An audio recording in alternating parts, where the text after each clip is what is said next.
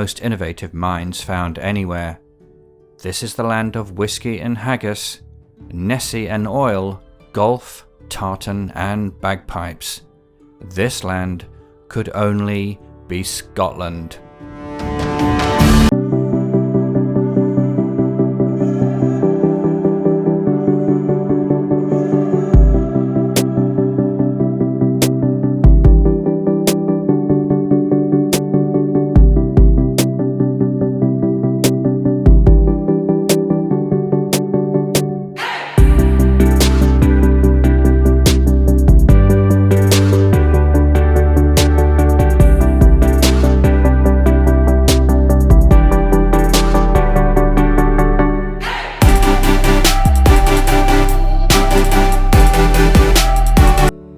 Scotland is a country within the nation-state of the United Kingdom, being the most northerly part of the island of Great Britain. It is comprised essentially of three parts: an archipelago, Highlands and Lowlands. It has a rich history and culture, quite distinct from that of its southern English neighbour, and such is the depth of this distinction that I chose to cover this country in a separate set of videos, despite Scotland not being a nation-state per se. I do use the word country correctly, however, as Scotland is one of 4 countries of the United Kingdom and is the legal term used to describe these subdivisions of the greater nation-state.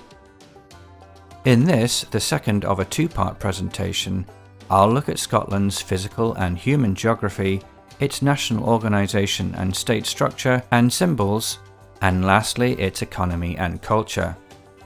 If you haven't yet watched part 1 regarding Scotland's rich history, I recommend you do so to gain a full understanding of Scottish culture and the country of today.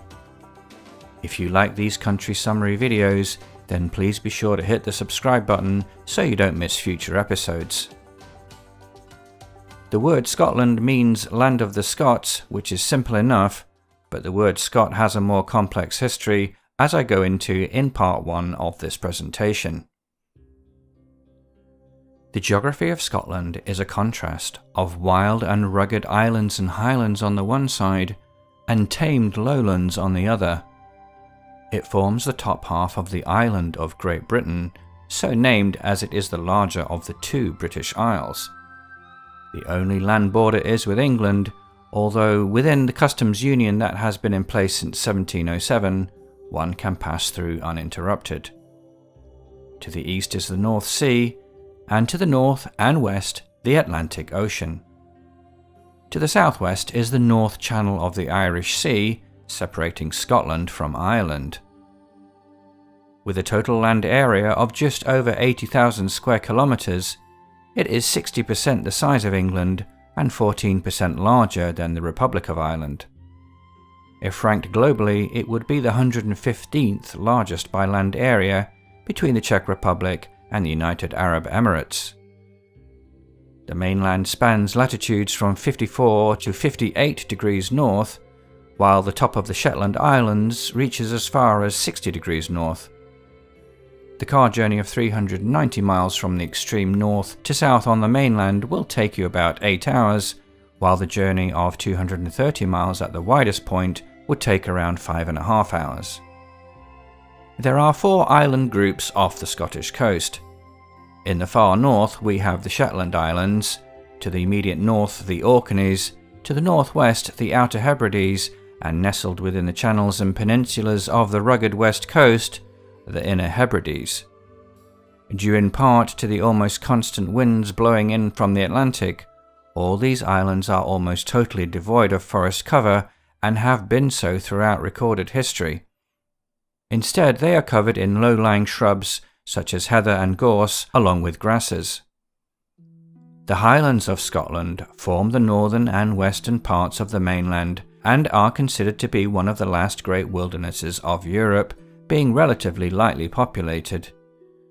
They too are largely lacking forest cover, either due to their elevation that means summer temperatures are too cool for the growth of trees, or to millennia of deforestation and the grazing of cattle, deer and sheep that prevent the budding of saplings, so like the islands, most have a covering of grasses and low-lying shrubs. The highest point in the British Isles is found here. Ben Nevis, meaning cloudy mountain in Gaelic, stands at 1,345 meters. It can be climbed in one day, as I did just over a decade ago, and demonstrates that the British Isles are not truly mountainous when compared to many other countries where mountain ranges regularly exceed 3 times this height. The Highlands are split in two by the almost ruler-straight Great Glen, with Loch Ness running most of its length. By contrast, the central and eastern parts of Scotland are low-lying, where most of the population is found, and when not urbanised are almost completely farmed. Finally, we have the southern uplands that form a wide skirt of elevated country that is comparatively sparsely populated and has acted as a natural barrier to England for centuries. Like almost all of the British Isles, the climate is oceanic, meaning that rain can occur year-round, and where the variation in temperature is mild, with cool winters and warm summers. That said, there are significant variations in rainfall between the west and east coasts, as the prevailing wind direction is westerly, and so storms moving in from the Atlantic deposit their load on the rugged western coasts, leaving a small remainder to continue eastward. Curiously, certain sheltered parts of the west coast, such as the village of Plockton, sport palm trees reminiscent of the tropics. The reason for this is that Scotland is in the direct path of the warm Gulf Stream ocean current of the Atlantic, which is responsible in general for the mild climate at these high latitudes, but in particular for local spots right on the ocean that are also sheltered by surrounding hills that prevent cold winds blowing out from the interior that would otherwise bring frost. One last comment of Scotland's geography relates to its geology, where in fact that very subject began. The rocks of Scotland have been examined for a longer period than any place in the world, and it was here that the Scot James Hutton, considered to be the father of modern geology, first postulated that the Earth was probably much older than the few thousand years that were thought at that time. Scotland has a population of around 5.5 million, comprising only about 8% of the total UK population, despite occupying about a third of its land area. Notably, it is less than 10% of the population of England. Over 80% of Scotland's population are white Scottish-born, with about 8% being from other parts of the UK, and between 2 to 3% being of South Asian origin.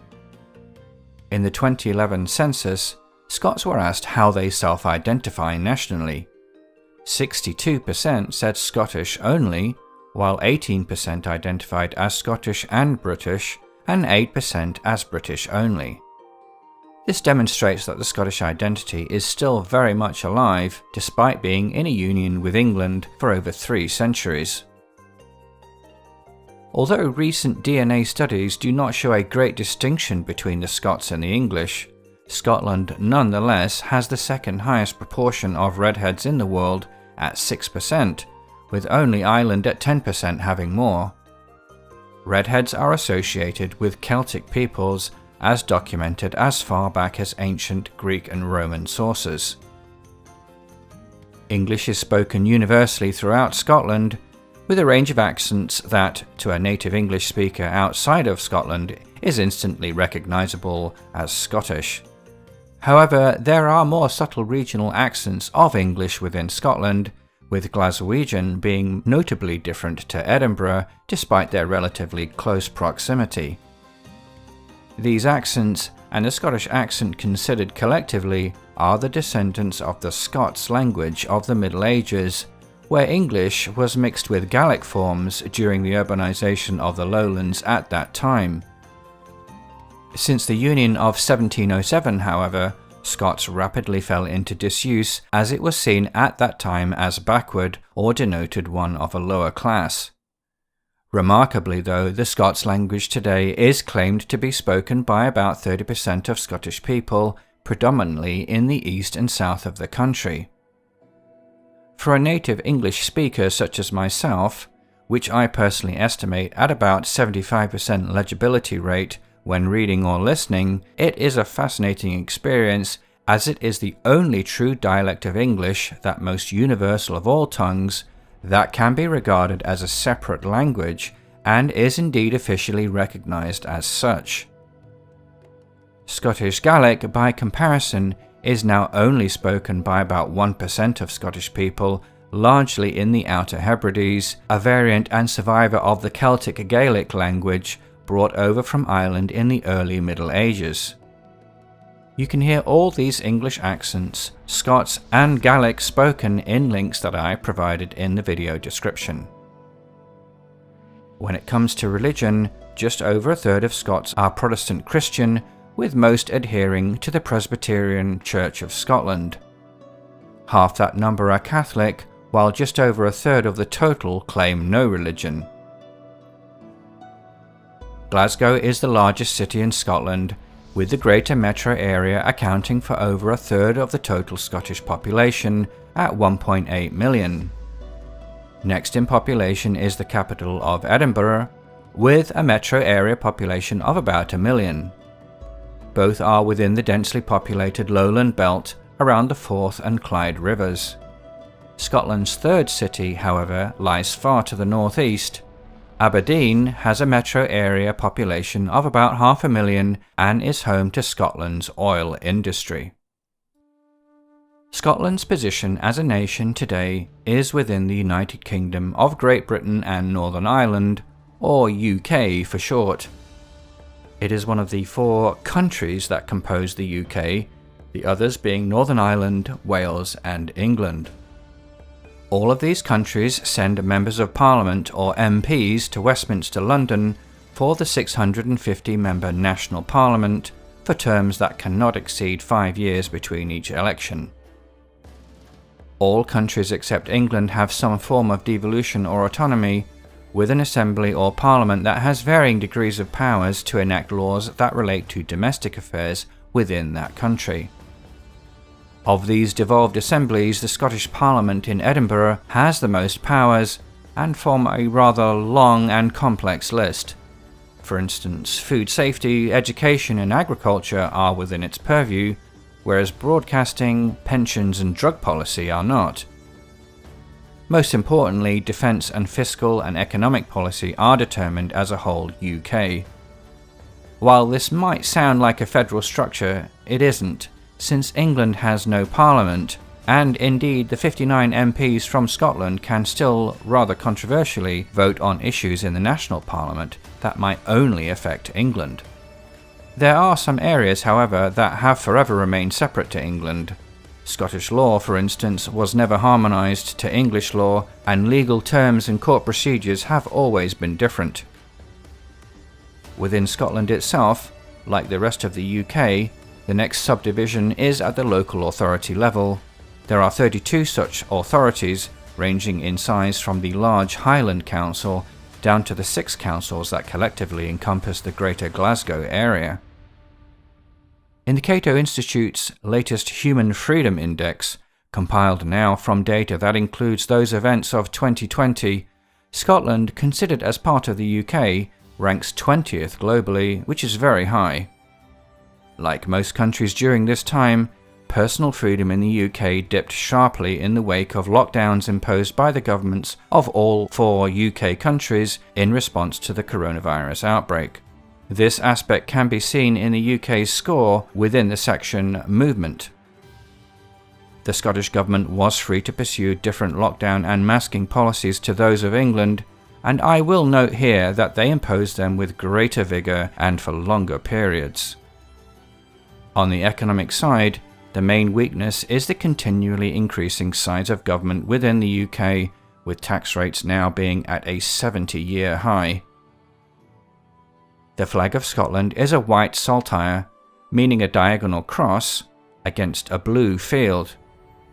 It is also known as the Cross of St Andrew, the patron saint of Scotland. The saltire forms the blue and white part of the Union flag of the United Kingdom. The white saltire on a blue field has been associated with Scottish military and heraldry since the Middle Ages. The royal arms of Scotland is a red lion rampant on a golden shield. Dating back also to the Middle Ages as part of Scottish royal heraldry, it was quartered with the English arms when James VI of Scotland became also James I of England in 1603, and so it takes its place today on the official United Kingdom coat of arms. That said, a special coat of arms for the Union is used within Scotland, giving the Scottish lion pride of place on the main shield. On this arms, the Latin "nemo me impune lacessit" translates as "no one provokes me with impunity," a motto dating back to the Scottish military of the Middle Ages. The Scottish economy is an advanced mixed economy typical of highly developed Western countries. The estimated gross domestic product in 2020 was $205 billion, which, if viewed as its own country, would be the 50th largest in the world and around the size of that of Greece, New Zealand and Peru. Once a hive of heavy industry, in particular coal, steel and shipbuilding, these industries declined in the latter half of the 20th century, and today most of the Scottish economy is in the service sector. Scotland's most famous export is a certain distilled alcoholic beverage. I refer, of course, to whisky, the distilled fermentations of malted or germinated barley. Distilleries can be found across Scotland, but with the largest concentrations in Speyside in the northeast and Islay in the southern Inner Hebrides. In 2018, Scotland exported over £4 billion of whisky. Oil was discovered in the North Sea to the north and east of Scotland in the 1960s, and production began in the 1970s, peaking in the late 1990s, but is still today a significant employer within Scotland, a generator of tax revenue for the UK government, and is the country's largest export. With such distinctive natural beauty within the Highlands in particular, as well as dozens of castles, palaces, and the unique historical draw of the capital Edinburgh, it is no surprise to find tourism as a significant industry in today's Scotland. An estimated 3.5 million visitors came to the country in 2018, spending around £6 billion and contributed about 5% to the national economy. Scotland has a very rich and distinctive culture that has emerged over centuries through its blend of Celtic and British influences. In terms of architectural treasures, Scotland hosts a number of UNESCO World Heritage Sites. The oldest of these are the Neolithic villages of Skara Brae in Orkney, the best preserved Stone Age ruins in Europe. Then there are the old and new towns of Edinburgh. The unique old city centre of Edinburgh once had the tallest residential buildings in Europe during the 16th and 17th centuries, and these towering stone buildings flank you as you walk up the Royal Mile to the spectacular Edinburgh Castle at the highest end of the hill, its outline dominating the city's skyline. Just to the north is the new town of Georgian terraces and crescents built during the city's expansion of the 18th century, following the union with England, and a living testament to the days of the Scottish Enlightenment. Not far away is the Forth Bridge, a colossal cantilevered railway bridge built from tubular steel and completed in 1890. The bridge, my personal favourite among all the world's bridges, has an impressive total length of 2.5 kilometres, with the two central spans each being over 500 metres.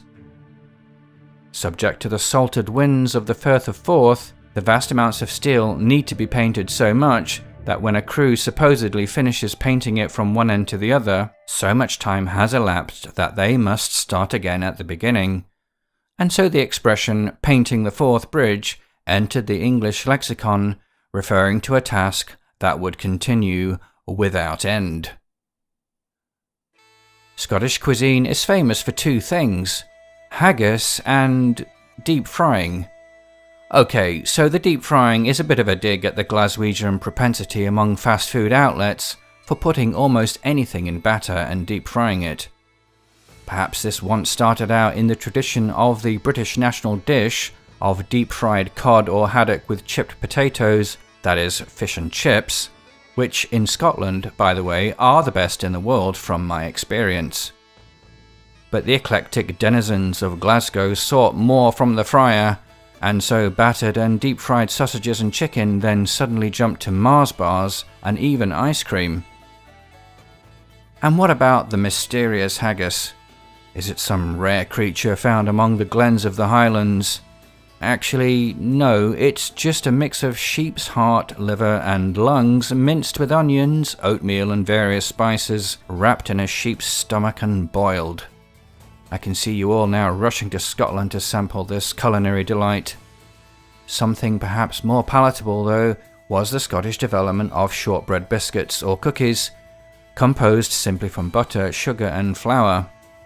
And we have already mentioned the giant in the world of food and drink, that is Scottish whisky. Although bagpipes are not unique to Scotland, it is those of this country that are internationally famous and today form the core of ceremonial music in Scotland and often Britain as a whole. The bag, traditionally made from the stomach of a sheep, is inflated by the performer, allowing them to breathe independently and provide a constant source of wind, with a bass set of chords emerging from the top three pipes and the bottom pipe which has the active melody played from it. Where you find a bagpipe player, you're guaranteed to also find their other Scottish hallmark, the tartan. Tartan is woven wool cloth made into cross patterns that soon developed into unique coloured signatures that would define a particular family or clan. Both tartan and bagpipes came from the Gaelic tradition, as evidenced by the Irish today having their own tartans and their own bagpipes, known as uilleann pipes. Tartan was worn by Highlanders when they went into battle in the form of a skirt known as a kilt, and today on formal occasions and ceremonies, Scottish men usually wear a kilt in place of trousers in a suit. And what creature lurks in the dark waters of Loch Ness? Of course, the Loch Ness Monster exists, right? Well, I'm sitting on the fence on that one. But what is certain is that it has become one of the world's most enduring and famous mysteries, rivaling that of Bigfoot of North America or the Yeti of the Himalayas. The first record of a supposedly large beast swimming in the waters of the loch goes back as far as the 6th century, but the myth came to international prominence with a photo of the supposed beast taken in 1933, later proven to be a hoax. Various sonar and other scientific surveys over the subsequent decades have not found any large beast living there, so either Nessie was just a figment of an old Highlander's active imagination, or she is very good at hiding in the deep waters of the loch. As for sports, well, Scotland brought us one of the most universally popular of all outdoor pastimes. I refer, of course, to the game of hitting a ball with a club across long distances. Golf first appeared in Scotland as early as the 15th century, with the modern game of 18 holes being developed in St Andrews in the 18th century, and the first tournament being the Open Championship, also taking place in Scotland in 1860. For a country with a relatively small population, Scotland has been the breeding ground for an astonishing number of inventions that have gone on to change the lives of everyone around the world. The usable steam engine by James Watt has already been mentioned in part 1, but Scottish inventors were the first to bring us the modern road surface, the telephone, the television, the refrigerator, the flush toilet, the encyclopedia, pedalled bicycles, pneumatic tyres, the kaleidoscope, antibiotics, logarithmic mathematics, modern geology, electromagnetism, colour photography, the absolute zero of temperature, and numerous objects in our galaxy were either discovered or significantly advanced by Scottish scientists. And as for famous Scots past and present, I offer you my personal list here now.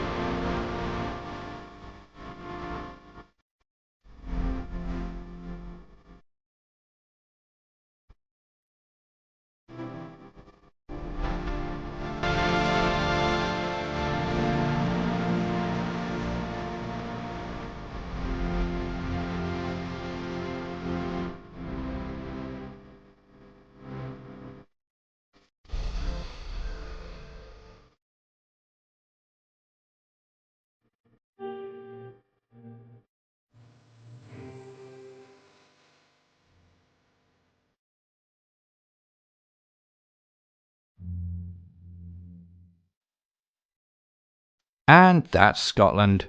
I hope you enjoyed this presentation of its geography, economy and culture. Please like and share this video if you enjoyed it or found it useful, and please let me know your thoughts in the comments, especially if you're from this country and if you feel I missed out anything that is important. If you haven't already done so, then please click the subscribe button and the bell notification icon so you don't miss future episodes. You can also support future development of this channel by becoming a member. Just click on the join button below the video. Thanks again for watching, and I'll see you in the next episode.